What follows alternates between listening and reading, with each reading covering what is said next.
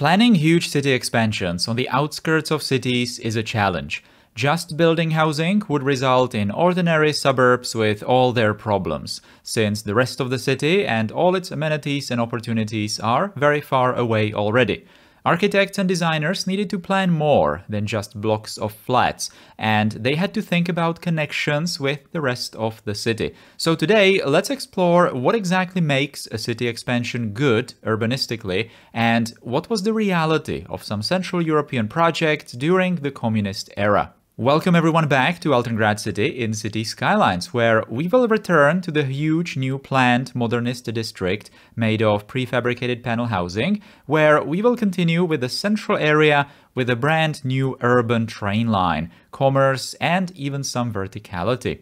But first, let's talk about real-life projects, their plans and eventual reality. Filling some block close to the city center is quite simple. A housing project without anything else could be fine, as people can easily walk into the rest of the city directly and go to work, school, do some shopping, use existing public transport and so on. But building a totally new large city part, which is already very far away from the city center, mostly due to its scale, is a completely different thing. Planners at that point need to basically plan a new city with everything a city requires, but at the same time connecting it with the rest of the world. And that was not easy. So what is it that people need? At least the very basic things. People need to first have the housing. That was usually not that big of a problem to build in the prefabricated panel projects. On the contrary, that was the easiest and quickest part. But then comes the overall highly complex and intertwined issue of everything else: jobs, shops, schools, transport, or, for example, leisure. Schools and shops are relatively simpler, especially in the centralized urbanism. Schools were simply built according to the standardization principles, so for a certain number of inhabitants in some walking radius. Although in various projects, schools lagged behind the residential development and in some places were never even properly finished as money ran out. Shops were similar. The very basic kind is a grocery store, just build that here and there and it's all good. But once again, as the district becomes larger and inevitably more disconnected with the rest of the city, just grocery stores are not enough. There should be also various electronics shops, cafes, restaurants, repair places, clothes, books, and so on and so on. So the requirement for commercial space suddenly significantly grows. Exactly the same with healthcare. So that is already getting complicated, but then there are jobs and transport. A lot of prefabricated panel housing expansions of Central Europe were done following industrial expansions. That is very typical for smaller cities. You can frequently see a big factory and right next to it a big housing district. This particular situation was allowed by the centralized economy. The planners could simply decide on a new factory together with housing for the workers and their families.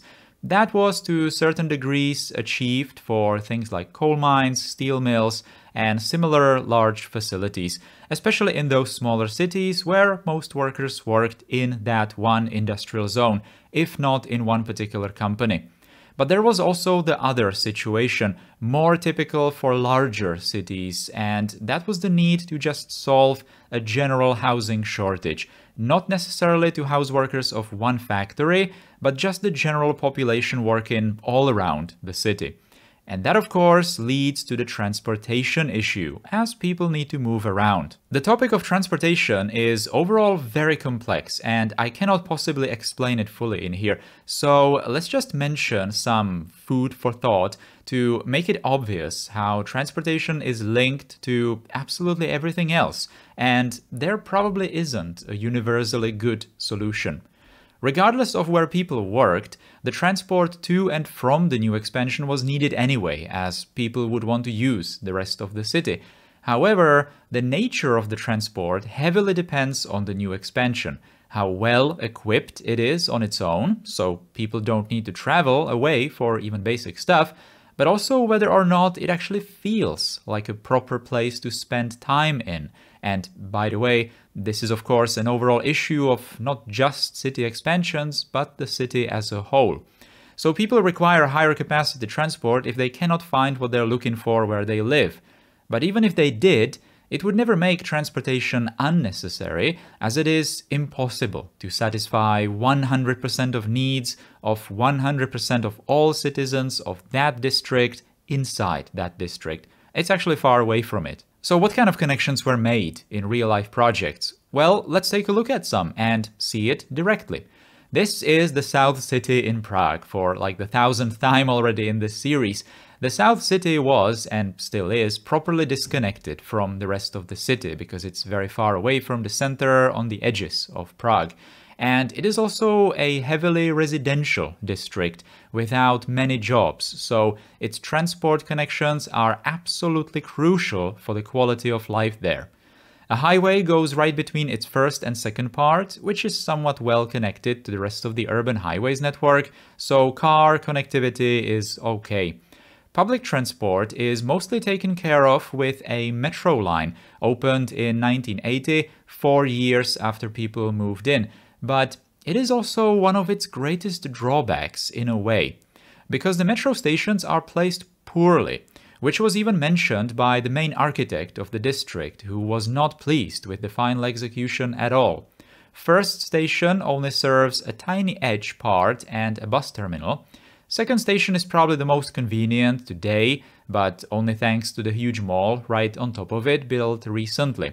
The third station, however, is an absolute waste, as it only has a small part of the new housing in its radius. But that was not the original intention. As you can see, the big road crosses a little valley. The metro station is below that valley. That was not natural. The valley was actually a preparation for a major commercial hub or some sort of a square of the whole district. In the time-lapse in Altengrad in City Skylines, I'm actually building something similar to this place, if it was ever built. It was supposed to be a sunken plaza with shops all around and some tall towers on the top. Absolutely nothing was built from those plans as money ran out, only showcasing how only the housing plan was prioritized in this project and many others, while brutally disregarding everything else. The last metro station is probably positioned all right, although the commercial center was supposed to be much larger. We talked about it in that Streets in the Sky video. Overall, the South City was, and it still is, somewhat criticized for being mostly a place to sleep and move to the old city during the day. It suffered greatly from simply not being a complete place to live, lacking jobs and amenities. But things are gradually improving, and there are plans for the next years and decades to turn all of the metro stations into proper civic centers. Although with the way Prague's development is lately, I have my doubts how it will turn out, but we will see. One more place from Prague, just so we can be a little bit more positive. This is the Southwest City, which, unlike the South City, isn't a name of the estate, but overall expansion project, so combining many smaller estates. It is the youngest big residential district from the 80s, so architects were already heavily altering the modernist ideas. People still had to wait a little longer for the metro line, which was finished in the 90s, together with many other amenities and little expansions. Unlike the South City, the Southwest City is a little more noodle-shaped along the metro line, which is actually quite convenient, since even people on the edges of the district don't have a long walk to the metro stations, and the metro stations on top of that are more frequent. Frequency of stations, though, is a double-edged sword, because on one hand you can reach them more easily from the district, but on the other hand the train isn't as fast when going especially from one of the outlying stations. All of the stations have one huge plus, and that is they are all part of some civic centers continually built and upgraded in the past decades. None of the stations are just simple stops with only housing around. All have at least plenty of commerce to do some shopping when going home from work.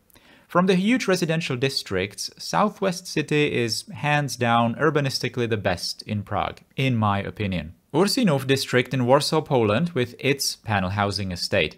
It is built much further away from the city center, it is right on the edge of the city, there isn't much industry around, and the estate houses around 100,000 people, so good transportation and amenities situations are vital again. The layout in its principle is actually quite similar to the southwest city in Prague. It is also built like a noodle so that the metro line running through the middle can be more easily accessed by people living even on the edges. The stations then have various amenities right on top of them, so that is quite convenient.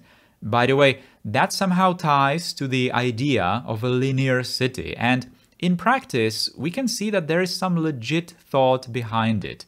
A linear shape requires only a single line of transportation in the middle, with somewhat frequent stops, so it can be reached easily.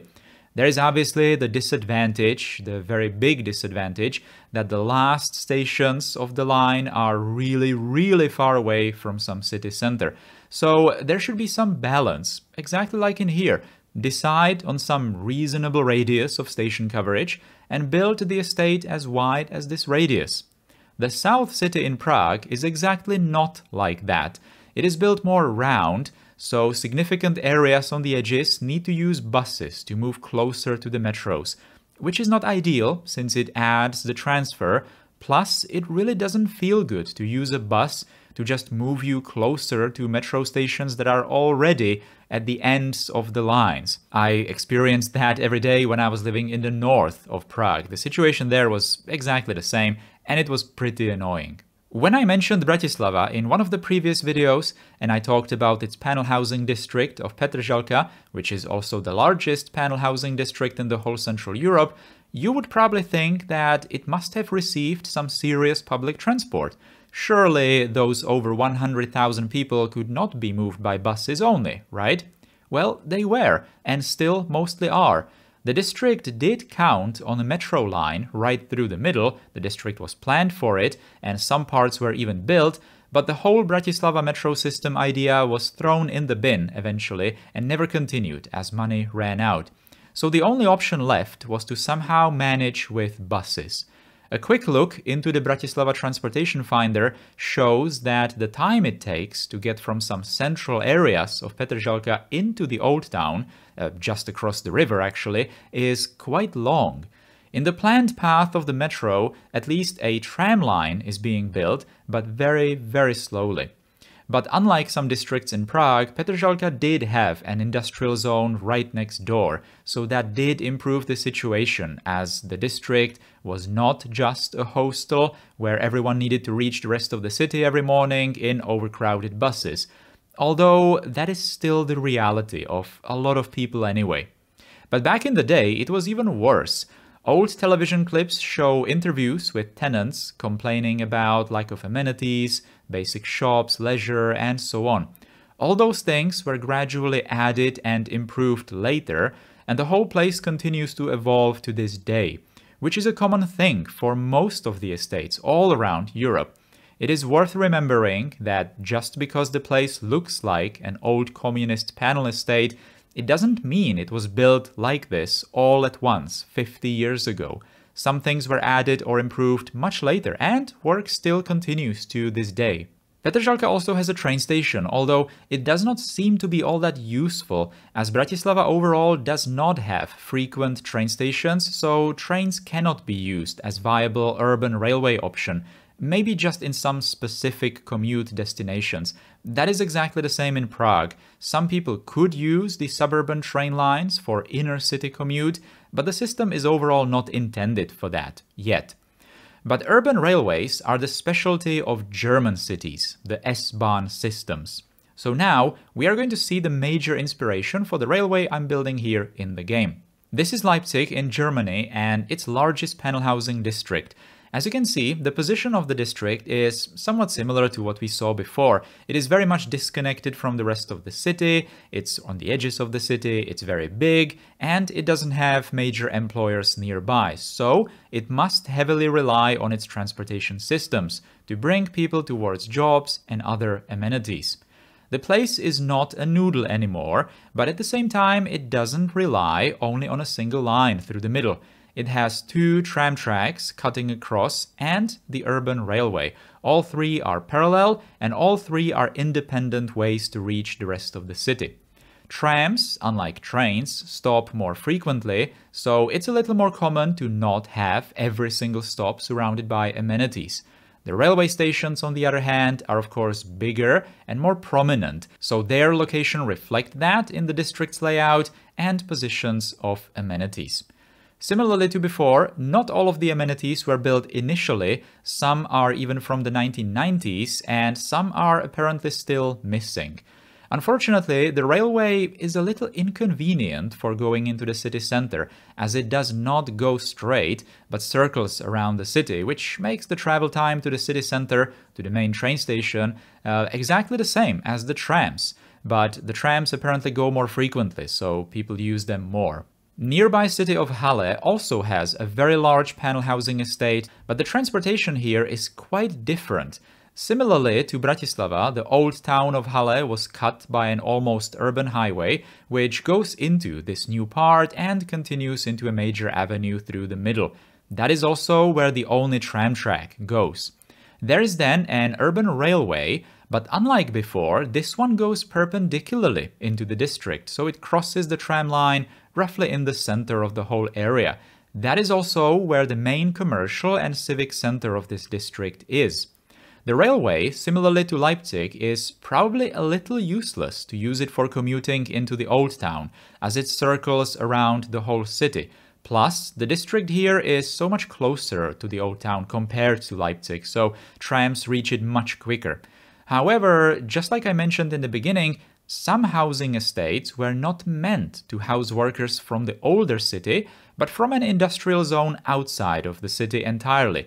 And that is the case here, and that's where the railway made so much more sense. So people used it to go into the chemical factories right here, some distance away from the city actually.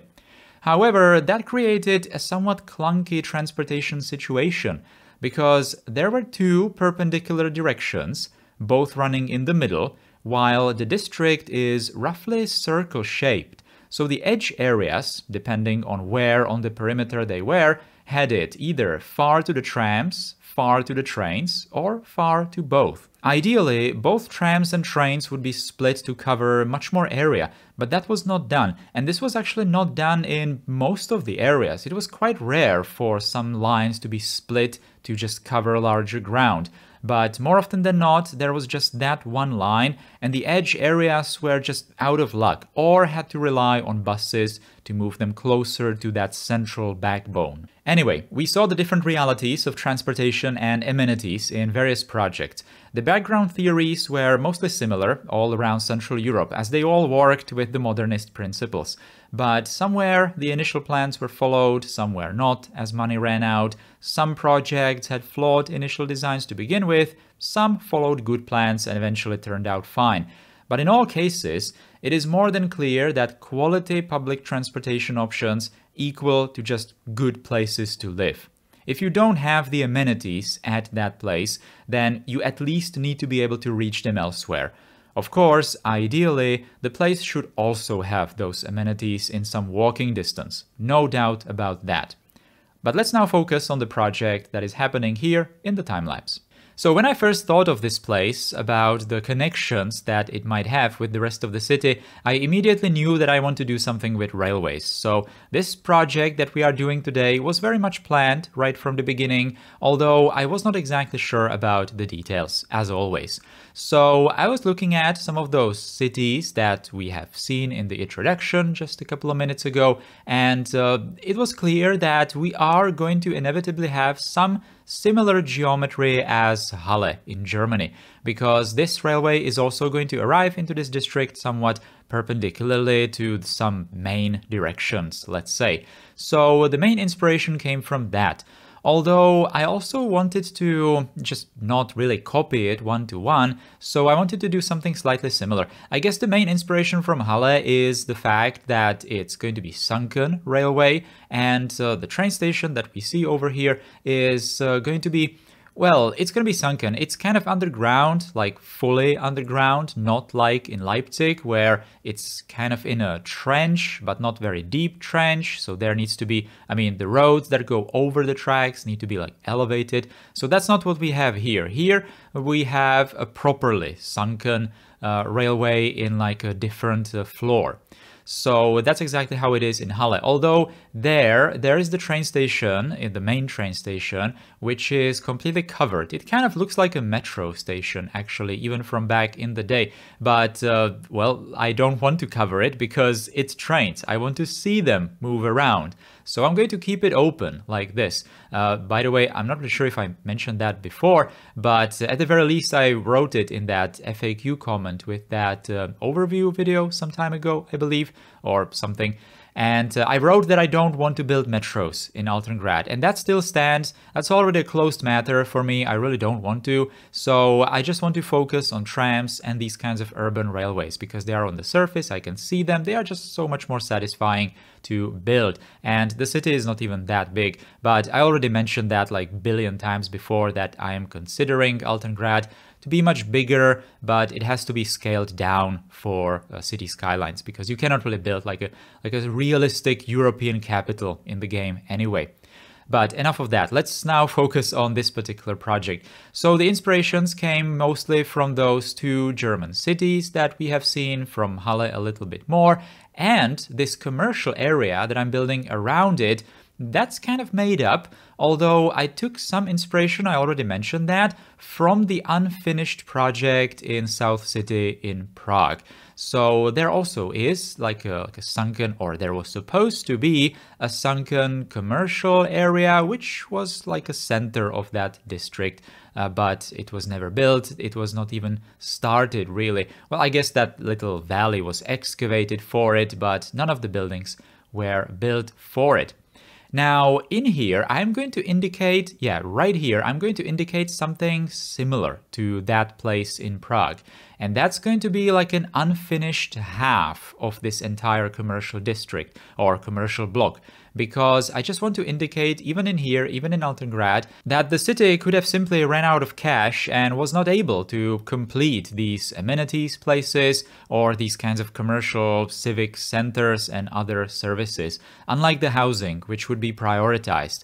So that's just going to be like an excavated hole right there on the side. It's going to remain like that for quite a long time, and maybe we are going to return to it in some future times when we are just going to fill it with some more modern architecture. But we will see. That's kind of far away into the future. Right now, the idea was that I just want to somewhat make it realistic because, well, in a lot of these projects that we have seen today, that's also how it was. There were many of these places that were just never completed, and they are even just some construction holes really even today. So awaiting some kind of construction that may or may not even happen in the future. But anyway, so that's going to be that little commercial area. Well, it's actually not little at all. It's the biggest one in this entire district. It's probably going to be like the second biggest public space in the city after that, huge one in the city center. So it's not little at all. But I'm now going to focus I'm not going to focus on building the rest of the area because I already was finished with the rough cut of that commercial center, and now I'm just going to add all the housing around it. This is actually very difficult to build. In real life, you might think that these places are super simple, super easy to plan and even construct. And, well, I'm not really sure, to be completely honest, but in city skylines, it is very, very, very difficult to put these together. It's actually much more difficult than some of those old city blocks because, well, that was kind of a piece of cake if you think about it. All you had to do was really build some kind of a grid of roads and then just put the buildings in some ordinary blocks, and that was literally it. If you did not really want to detail it too much, the insides of the blocks, just fill them with some greenery and be done with it. In these kinds of modernist projects, that's not really possible. It's actually much more difficult than that because you have to pay attention to so many more things, to the orientation of buildings, to somehow position the buildings a little bit more realistically, and at the same time make it a little more interesting, not just create some barracks-looking districts, because that's not really how it is in real life either in most of the places, especially the very large ones. So there needs to be some thought behind the layout, the geometry, and then you have to really do the details that are not really insignificant. So those are all the pedestrian paths, all these different roads, the connections, the parking lots. Those are also quite important, but it all needs to just make sense together. It just needs to be like a puzzle with all the pieces making sense connected together. So that requires kind of a lot of thought. And I have to be honest, when I was thinking, when I was building these places, when I started to build these places, I thought that these will be one of the easiest projects to do in the entire city, because I'm just going to, slap these prefab concrete blocks of flats everywhere and be done with it very quickly. But, well, no, not really. It's really not that simple. So yeah, eventually this entire area turned out to be quite a challenge to build. And especially if you are going to combine it with these kinds of commercial centers where the buildings around need to somehow make sense. The more I learned about the architecture of these places, the more it is difficult for me to build these places, because I am suddenly noticing all the things that I probably did wrong in some of the previous designs, and how they would probably not be in real life. So now I'm paying attention a little bit more to some things, even though I definitely don't, consider myself to be an expert on these kinds of layouts. So if there is some architect who was responsible for designing these prefabricated estates back in the day, then they are probably cringing a little. But well, I'm just the one guy building these places. I don't really have the experience from real life. But anyway, that's not really important, right? I'm just building it how I like it, and I guess that's fine. Anyway, so this entire area is going to be dominated by tall buildings. We have talked about it in the previous episode from this residential estate.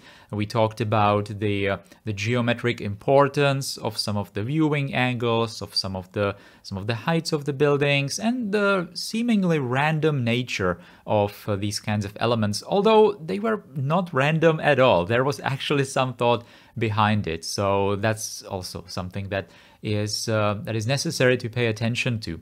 So that's why I'm using those towers, the tower blocks from Dresden, and this time around I am paying attention to orienting them properly to the cardinal directions, with the balconies on the short side towards the south. And then I'm also trying to use these, I think they are 12th floor buildings all around this entire square area, let's call it.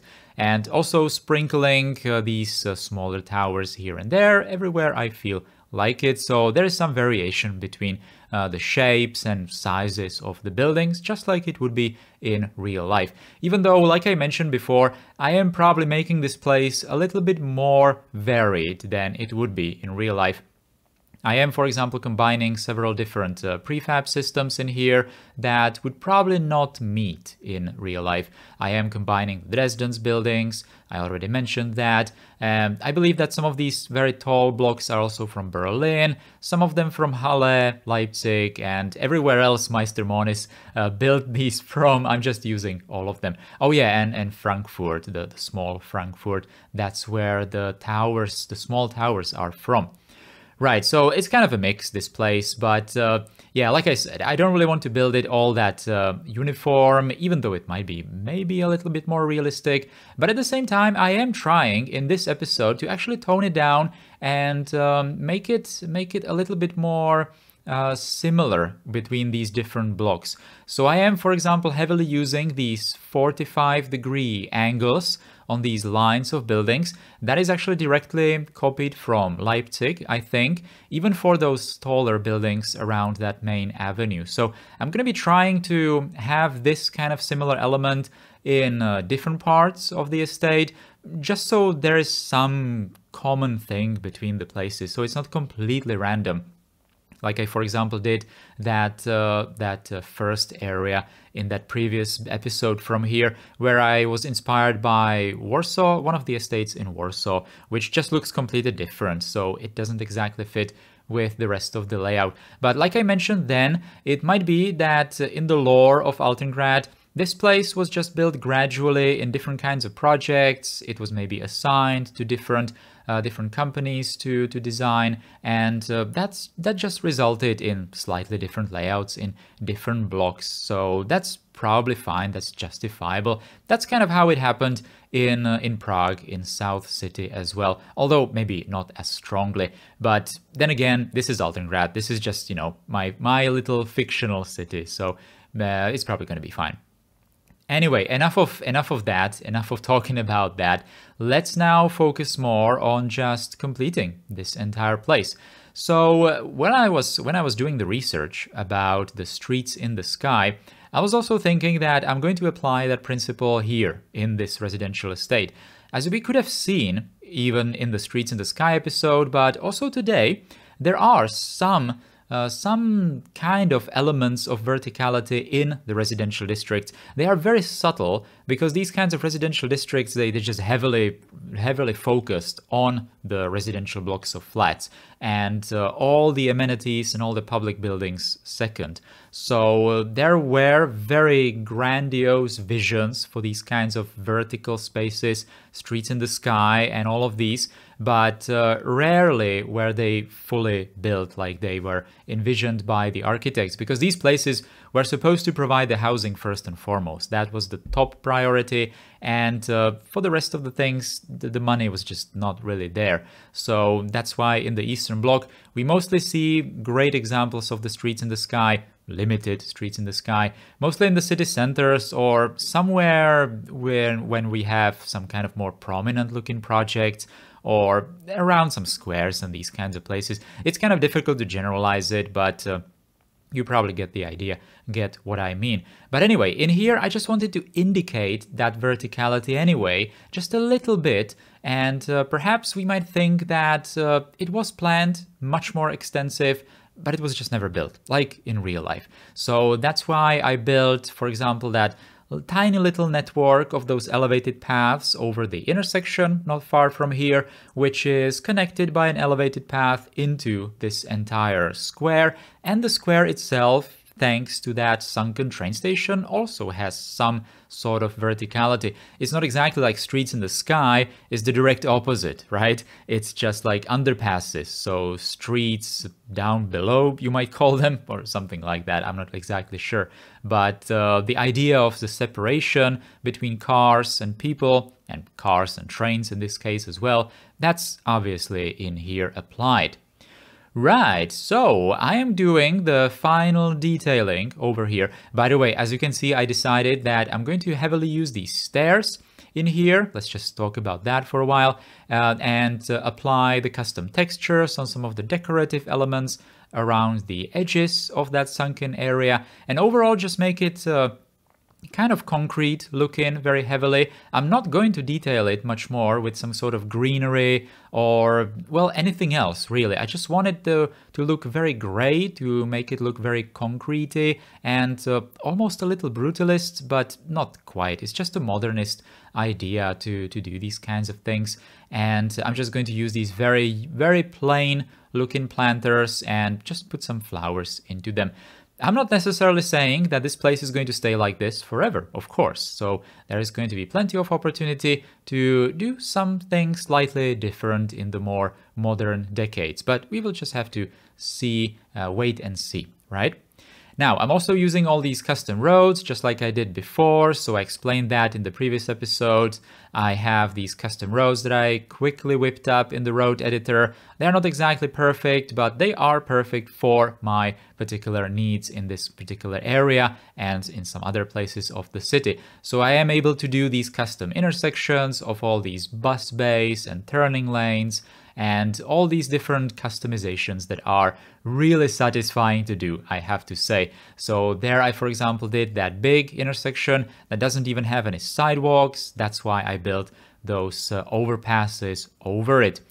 This is the transition. As you can see, there are some rough areas around the edges still. The train is now going in a very deep trench all the way. That's not exactly how it's going to be forever. I am going to do some terraforming changes still. Look at all the people using this place. This is great. This is just so satisfying to see.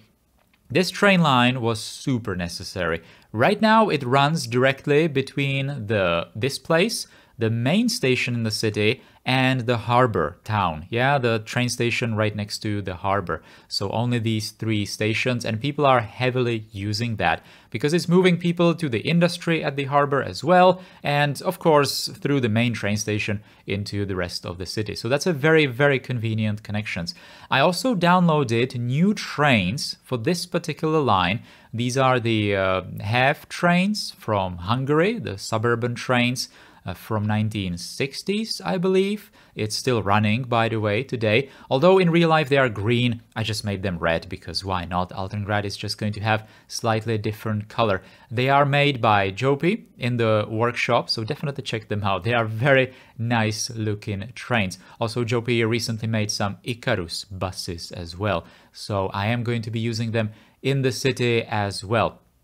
I am really satisfied with this project, how it turned out, and especially how people are using it. I already mentioned that, but I just have to mention it again. Look at all these crowds just using that elevated, like streets in the sky system in here, going over the roads. Well, they have to because there is no other way, but still, it's just so satisfying to see this. That's kind of the main reason why I don't really want to use like, I don't know, Blender or some kind of other software to build the city, because City Skylines is going to introduce the moving parts into the city, right? All the people, all the cars, trains and everything, and it's going to just include them automatically. All you have to do is just provide the paths, tell them where to go, and they will. That is just like the #1 thing that I really, really enjoy in this game, to just see all the things moving around. But anyway, as you can see, there is still a huge moonscape around this area, so there will be more expansions to this place, and we are far from done. There will also be some industry, there will be some highways around the area, and we will of course extend the railway. Yeah, you can see it very clearly in here that we are very far from done. Anyway, guys, thank you for watching this Altengrad episode. I hope you liked it. If you did, then please do all the things below the video, the writing and clicking and everything. It really does help the video, helps the channel, so please don't forget to do it. And huge thanks to all the channel members who directly support this channel. Thank you so much, guys. I really appreciate it. That is all. Take care. Goodbye.